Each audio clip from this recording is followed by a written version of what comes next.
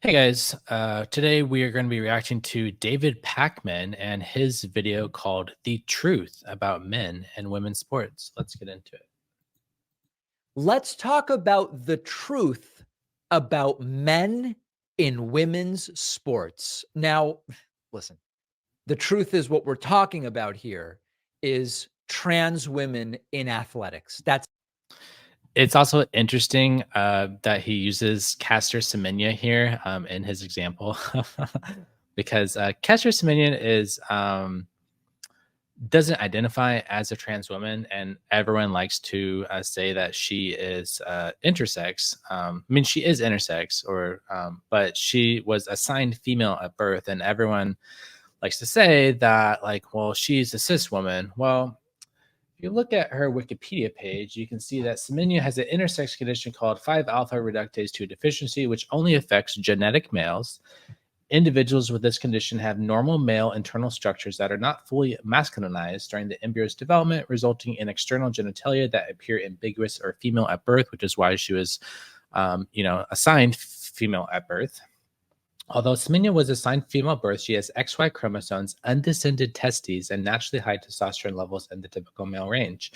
So the fact that she has XY chromosomes and undescended testes means unambiguously that she went down the male pathway in terms of sexual development, because there are two pathways. You can go down the sperm pathway or the egg pathway, and that is the pathway in which you have a genetic disposition to go down a certain pathway that organizes your body around the production of sperm or eggs. And that there's just two pathways because there's two gametes. You go down the small gamete pathway or you go down the large gamete pathway. And those are the two pathways. And Semenya absolutely went down the male large or the male sperm gamete pathway. So she is male. So I mean, it is relevant, but I just thought it's funny because he's talking about trans women, even though Semenya doesn't identify as a trans woman because she was assigned female at birth. So I just thought that was interesting, a little aside, but I wanted to share that because Caster Semenya is often talked about. So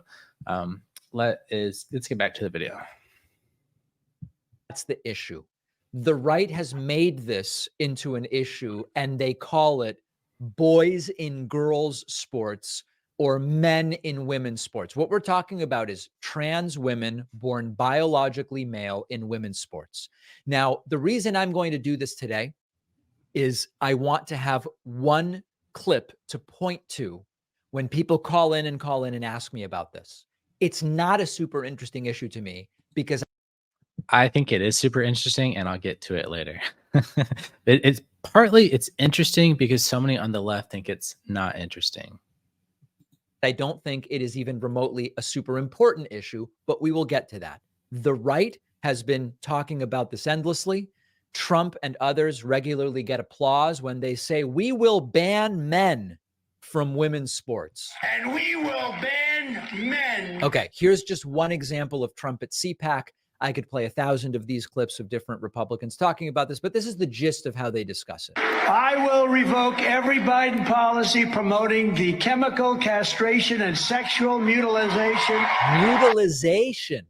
our youth,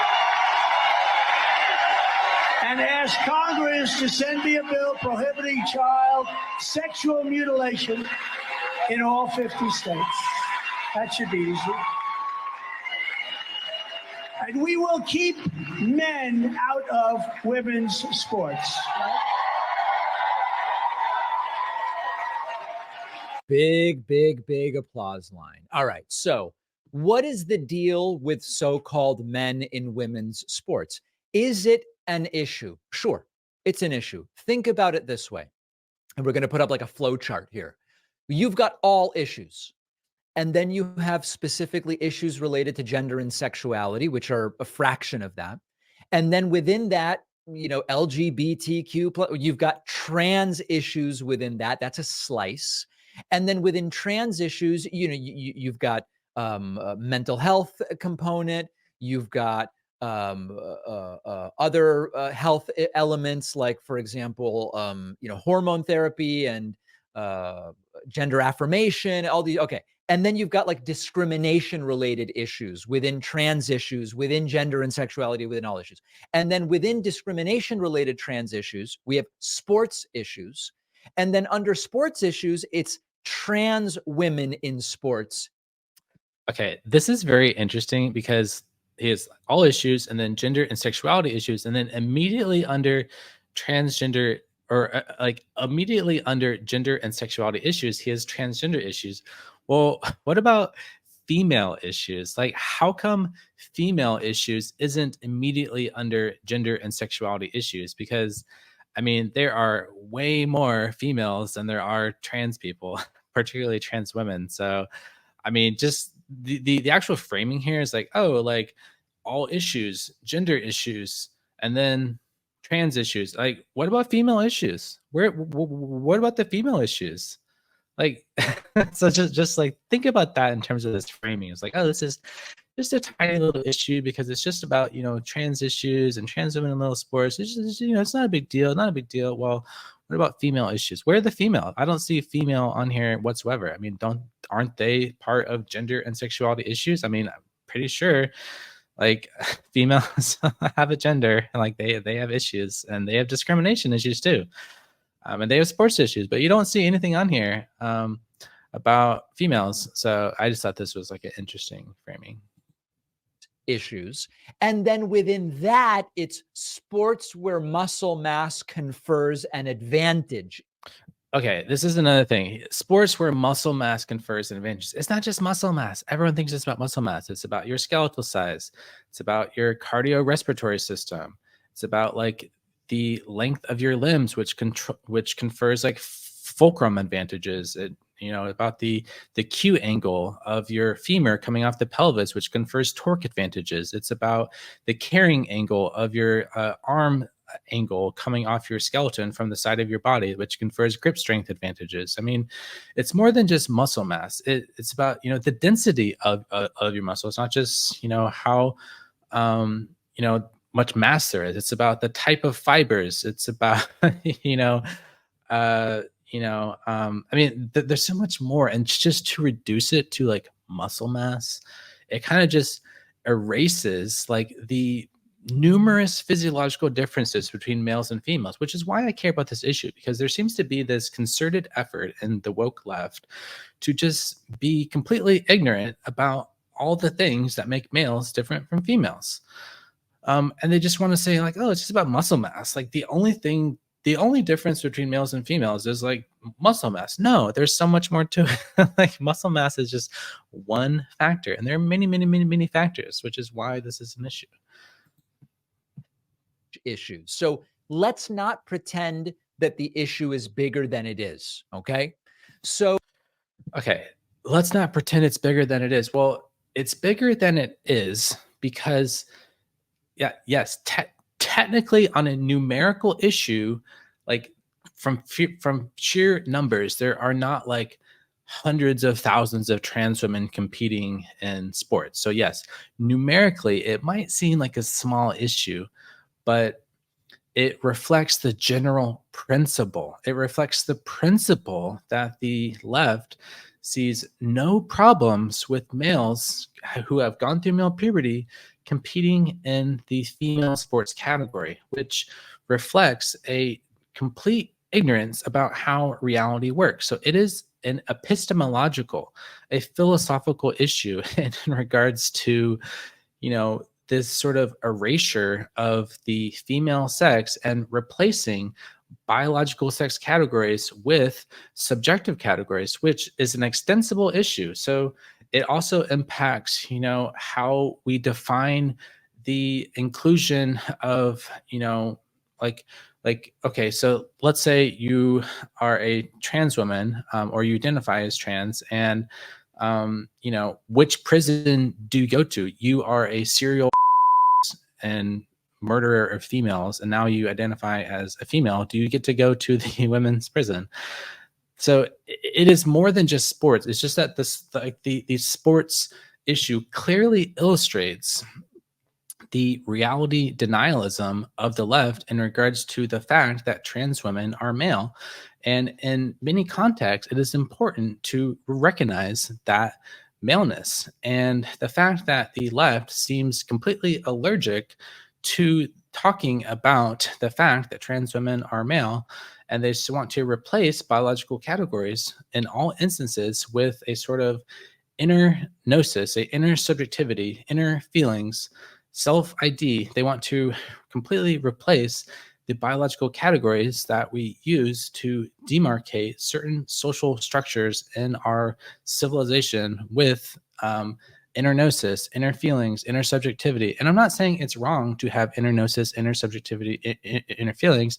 It's just that there seems to be a general phenomenon such that the left has been trying to replace the biological categories of sex with, you know, these inner feelings. And it's like there are certain contexts in which we don't need to focus on sex. We don't need to focus on the fact that trans women are male, and we can respect their pronouns, respect their identity, and respect their gender, et cetera, et cetera. And we can acknowledge the inner gnosis, the inner subjectivity, and the inner feelings. But in many other contexts, it is very important to focus on the fact that trans women are male. And this is important because it reflects a general principle. That is why it's an issue. So even though numerically it's not a big issue, it is a big issue from the fact of the legal and ethical and epistemological principles at hand. So it is a generalizable issue. It's just that the sports issue just most clearly illustrates this trend in the left of replacing biological categories of sex with inner feelings. And that is a problem. So then they get to usually a discussion about fairness. Now, when they talk about fairness, remember, they don't care about trans men in men. We don't care about trans men in men's sports because trans men are born female, and as a result of being born female, they don't have a inherent physiological advantage over people who were born male, which is why we don't care about it. That it's so simple. And the fact that this talking point is trotted out so many times, like, oh, they only care about trans women, they only care about trans men. Why do you only care about trans women in sports? It's because being male has a physiological advantage, which provides the logical justification for the division between male leagues and female leagues. That is the entire logical basis. It is just so common sense, and it's so like it's just a basic thing to recognize. And the fact that this like trips up people on the left, like, oh wow, like they're just erasing trans men. They don't care about trans men. Well, we don't care about trans men because females don't have an inherent physiological advantage over males. Sports. They also don't really care about trans women in women's leagues in chess or yeah, they do. I have a whole video talking about women in or trans women in the women's chess category. You can check that out on my channel. I think it is more complicated than that. Shooting or archery or curling. Curling has men's, women's, and co-ed, or equestrian. Even in golf, I mean, driving distance is absolutely a factor in golf, but like even in golf, this isn't a big issue. Yeah, it totally is a relevant issue because men are better golfers than women. Like males are better golfers than females. So if there was like a huge, like, I don't know, like, yeah, it would be an issue. So I don't know what this point is about. Sailing, which is already co-ed, darts, bowling, right? So we're talking about. He's basically naming sports that, like, I don't know, it's just cherry picking. Yeah, like those aren't the biggest sports where this issue is prevalent. But I mean, that doesn't negate the fact that it's unfair in all the other sports. About some sports. We're talking about basketball, weightlifting, wrestling, rugby, track and field often comes up. Swimming is one that's gone. He's like listing this as these are just like offhand, incidental. Like, okay, I mean, the vast majority of sports that people care about are sports where physiological advantages of males play a huge role. I mean, this is like like sports is one of the biggest things in our entire society. Like professional sports, the Olympics, the vast majority of Olympic events, um, we divide males and females because males have a physiological advantage. There are very few Olympic sports where physiological advantages of males are completely irrelevant. And same with all the other major professional leagues that people care about. And people care about fairness in sports. People care about competitive fairness. People want to see good competition. They don't want to see males competing against females because it's not fair. That is a basic intuition, and it is shared by a lot of people. So this idea of like trying to minimize this, like, oh, it's just basketball and swimming and track and field. No one cares about that. Like the vast majority of sports that we care about as a society, we care about keeping males out of the female division because that's just basic fairness. So this like framing is completely like misleading. Gotten a lot of attention. There are 3 or 4 so-called solutions that are sometimes mentioned when we talk about trans women in women's sports. One view is ban trans women from women's sports. It raises the question of what do you do with the 1% of folks who are born intersex? Okay, so the vast majority of intersex people still clearly go down either the male pathway or the female pathway. So it's ultimately still about keeping males out of female sports. Because, for example, Caster Semenya went down the male pathway, has a physiological advantage in virtue of having gone down the male pathway. So yeah, it's the same issue. It's not a different issue. Okay, but you basically say we're not going to allow trans women to compete in women's leagues. All right. Second option, allow trans women in women's sports, period, or allow trans women in women's sports if they have a doctor that signs off that they have achieved, they've been on hormone treatments long enough that a doctor determines that there is no advantage, or we have to find the right words, but the idea. This doesn't make sense. For one, like we don't base sport policies on doctor's notes. We base on a general systematic review of the evidence to form generalizable policies that are applicable in a generalizable case. Like we don't form sporting policies based on individual doctor notes on a case-by-case basis.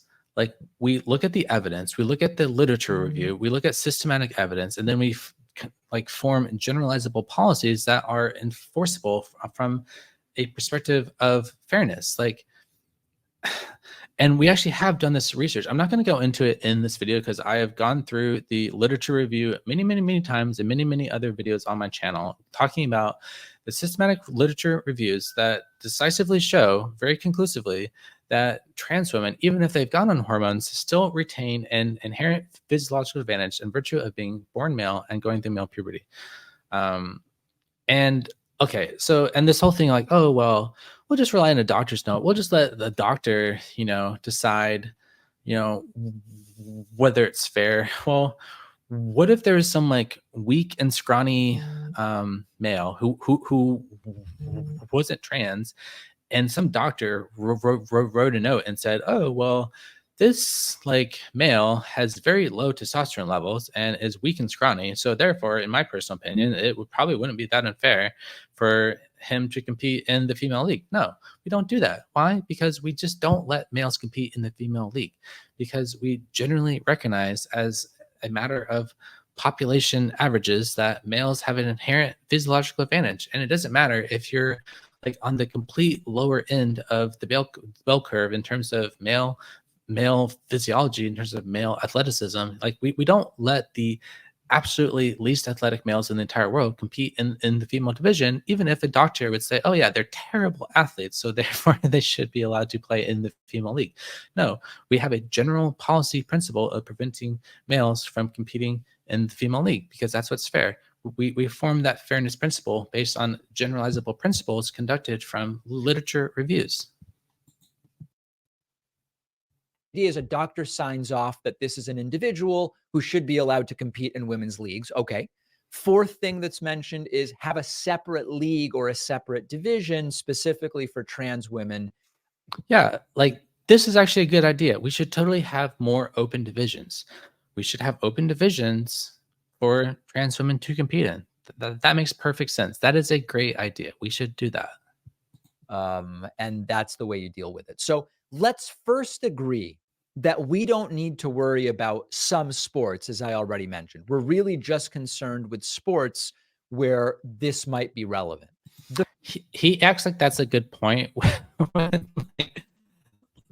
all the controversies about the sports where it's relevant, and the sports where it's relevant are most of the sports. The vast majority of sports are the sports where it's relevant. To say like, oh, we only care about where it's relevant. Well, most sports are where it's relevant, so that's why we care about this.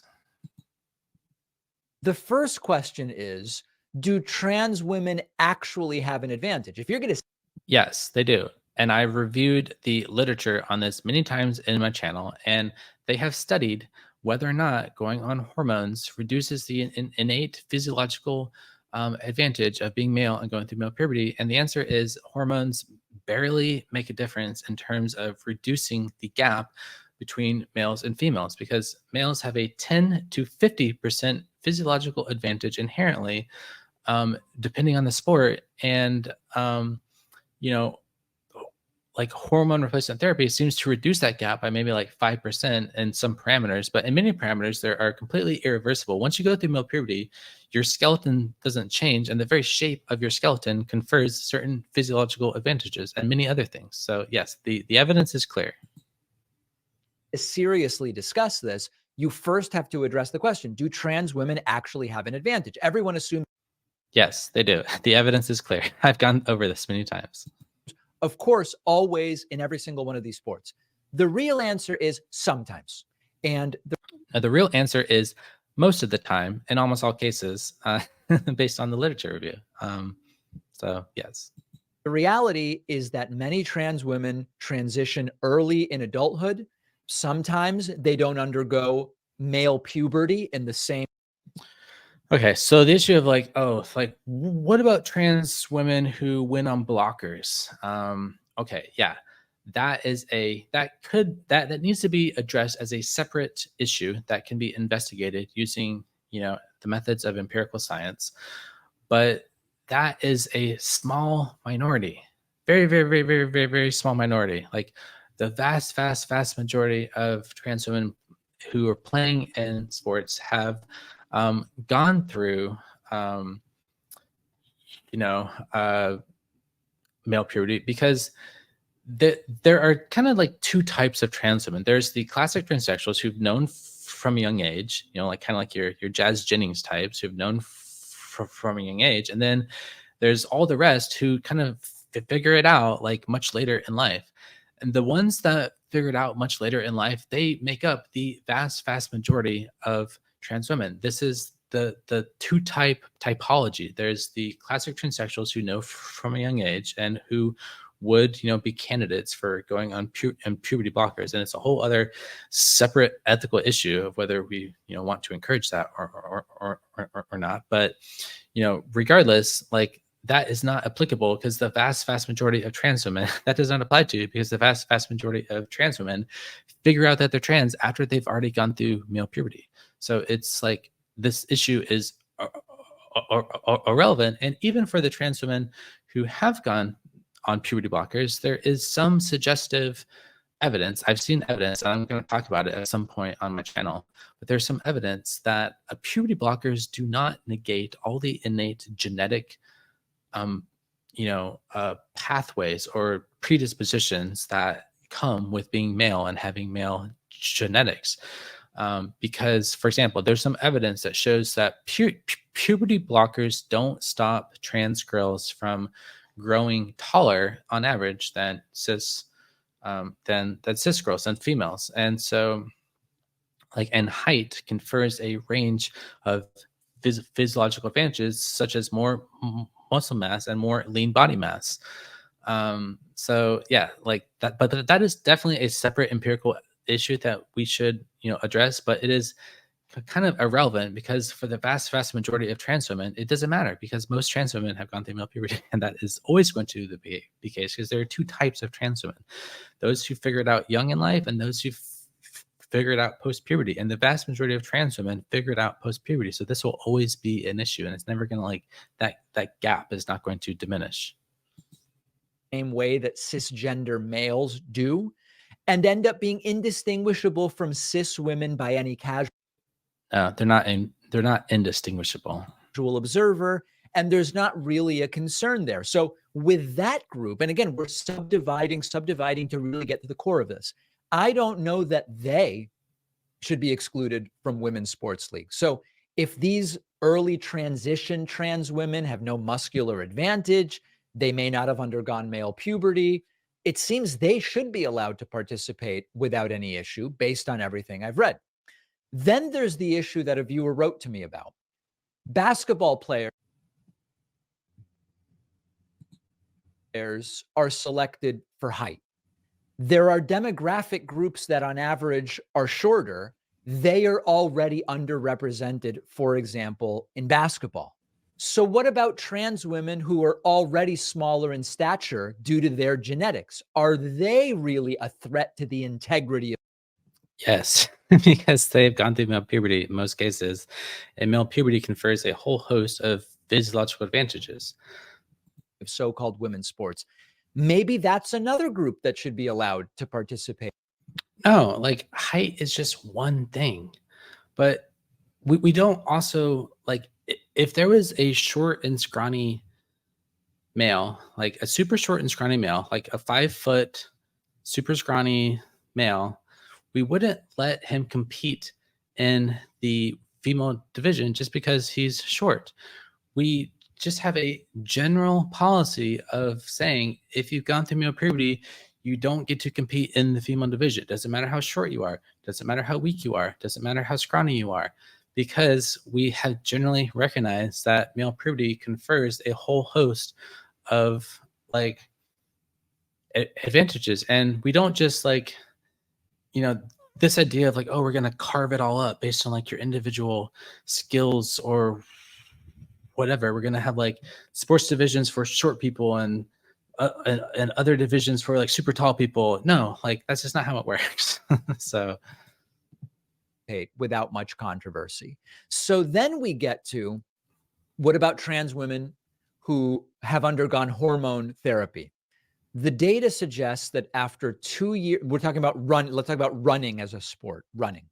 After 2 years of hormone therapy, the average advantage for trans women in running is 12%.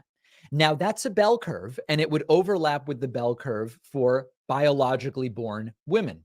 12%. No, this isn't true.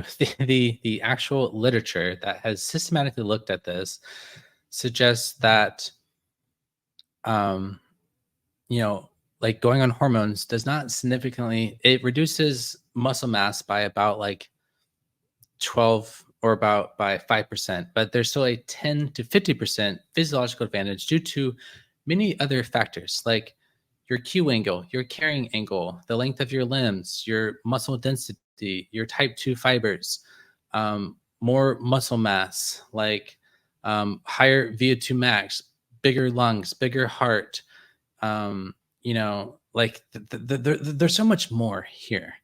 And, like, and in elite sports, the differences are like 1%. So a 12% advantage is a huge advantage. And if, like, you take let's say there was, like, a performance enhancing drug that gave you a 12% advantage, we wouldn't say, like, oh yeah, like, that performance enhancing drug is totally okay because it only gives a 12% advantage, and that's still, within the bell curve or whatever. No, because no female in the female division has the physiological advantage of going through male puberty. So male puberty is essentially like a performance enhancing drug. And, like, because no female has that advantage, we don't let anyone who's gone through male puberty compete in the female league. It doesn't matter about bell curves. It's about the general principle that no female has access to the advantage of male puberty, unless we're talking about trans men. But trans men probably don't want to compete in the female league, and it wouldn't even be fair because they're taking testosterone, which is essentially a performance enhancing drug anyway. Percent on average means that many trans women, after 2 years of hormone therapy, have no advantage or actually have a No, this is false. Like I've gone through this evidence so many times. This is just like a complete misrepresentation of the actual literature. He's just making stuff up. He's just making up an example.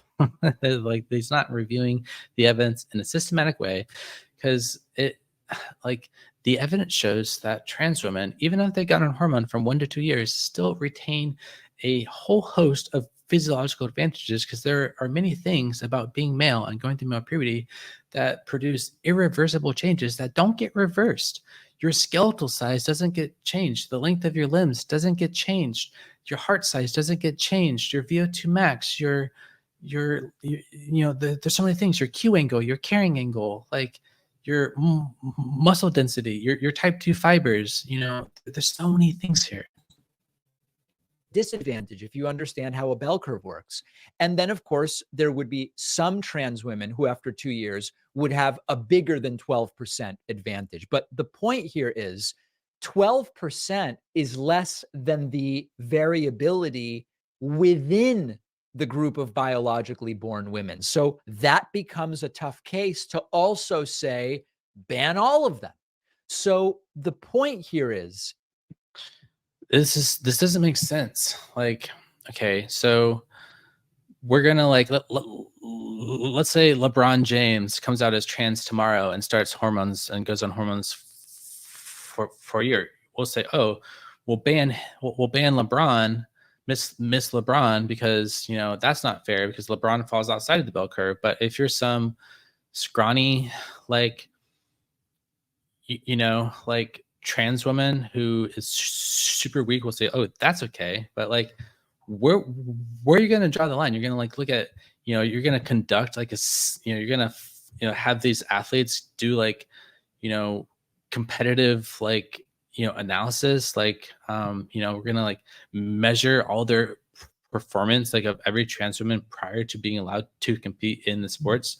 You can't do it on an individual basis. That's not practical. This is why we form general policies, and the general policy that has made the most sense for the past 100 years of doing sports is that if you're male and you go through male puberty, you don't compete in the female league. It doesn't matter how weak and scrawny you are.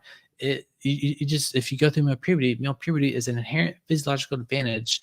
And yeah, so this idea of we're gonna do it on a case by case individual basis, where LeBron James and Michael Phelps, they don't get to compete, even though if they came out as trans, they'd have the same inner gender identity, the inner subjective feeling of being a woman, where you say, oh, like LeBron James and Michael Phelps, you guys are women, but we're not going to let you compete because that's unfair for you. But this other weak and scrawny trans woman, like she can, compete because, it falls within some parameter. No, that's not how we do sports. We do sports based on general policies. It's really easy and simple and popular to the right and within the culture war to say, ban men in women's sports. If you actually want to do the topic justice and talk about it like an adult and see the nuance and the complexity of the issue, there are some real questions to be figured out. Yeah, and you didn't do the research to answer the question, and you're just sort of saying that oh, it's if you do the research, it's more complicated. No, so you should heed your own advice and actually look at the research, and maybe you'd come to a different conclusion. The zoom out, and again, this I feel like this is the most important part. This is not the most important issue. Now, somebody will say, David, my 14-year-old little girl has been training for softball for years, and they brought in a trans 14-year-old girl, and that trans girl hit 1,000 home runs and destroyed the league. Okay, let's figure that out. Let's not pretend, though, that this is the foremost issue facing America right now. Why does it have to be the foremost issue? Like, why? Why does it have to be the most important issue? Like, do we only care about things that are foremost issues? Like, and we can't talk about other things, even though they reflect the general epistemological bankruptcy, the general intellectual bankruptcy of the left, the influence that postmodernism and gender studies has had on the intellectual milieu of the left that has made it impossible to talk about the reality of sex differences between males and females without being accused of being transphobic.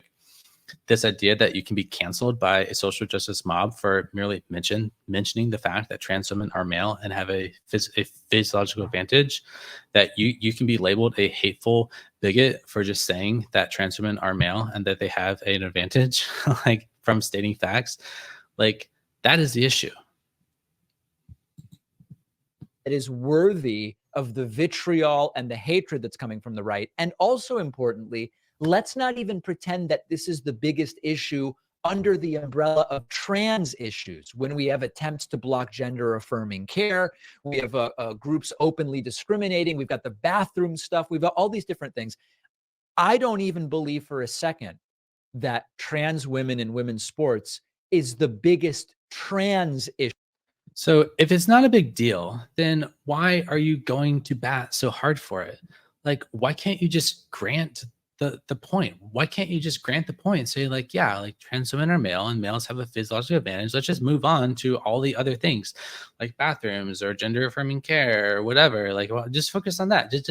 But the fact that you have to go to bat on this issue and you have to deny the science, deny, you know, the actual literature reviews, and you have to go to bat on this, and you have to take the entire, you know, trans activist agenda hook, line, and sinker because you just refuse to acknowledge the actual evidence on this issue. Like, that is the point. Like, if it's not a big deal, just grant the point and like let this happen. But no, like, that's the thing with like wokeism and the trans activism. You have to buy the ideology all the way. You can't pick and choose. Either trans women are 100% women and therefore 100% female in every context that matters, every legal context, every social context, you know, or you're a transphobe. Like, this is why it's an issue, because if you deny trans women's access to the female sports, you're labeled like a hateful bigot who doesn't respect the pronouns. No, you can respect a trans woman's gender identity. You can respect her pronouns, and that doesn't make you a transphobe. Like, if it's not a big deal, why are you going to bat on this issue, even though an objective analysis of the facts shows that this, you know, doesn't, like, I don't know. That's the thing I don't understand. If it's not a big deal, why are you so defensive about it? Like, why is the left so defensive on this issue? Why can't they just grant that the right finally found an issue where the fact that trans men are male actually is relevant, and just let the right win on this issue? Like, I mean, that's the thing. But the fact that, you know, if you have any difference of opinion from the trans activist, you know, ideological framework, then you're a hateful bigot, which has forced the woke left to sort of, you know, like, to sort of like buy into the framing from the trans activist, you know, worldview, which is that, you know, sort of we want to replace biological categories with intersubjective feelings in every context, every social and legal context that matters. Like, that's the issue. So like, issue today. Never mind one of the biggest issues in the country. If my daughter in, 15 years, imagine that Baruch Hashem, she ends up being really good at soccer. And all of a sudden, half of the other team is trans women. What am I going to think about that? I don't know what I'm going to think about it. You're probably going to think that's totally unfair. But what I do know is I'm not going to go around looking to insult people or deny it. Calling trans women male is not an insult. That's the thing. Being male is not a bad thing. Like, saying that trans women is male is not an insult. Like, it is not hateful to say that trans women are male. And yes, I agree. Like, the right the political right often does use very incendiary language, very inflammatory language. They could definitely be a little more polite in how they frame this issue. But this, but the idea that saying that trans women are male is like an insult, like no, that's not an insult. That's just a fact. Facts are not insults. Anybody rights. That's for sure. And that's the start. Okay, so denying people's rights. Males don't have a right to compete in the female division, period. Okay, that's it. Thanks for watching. Take care.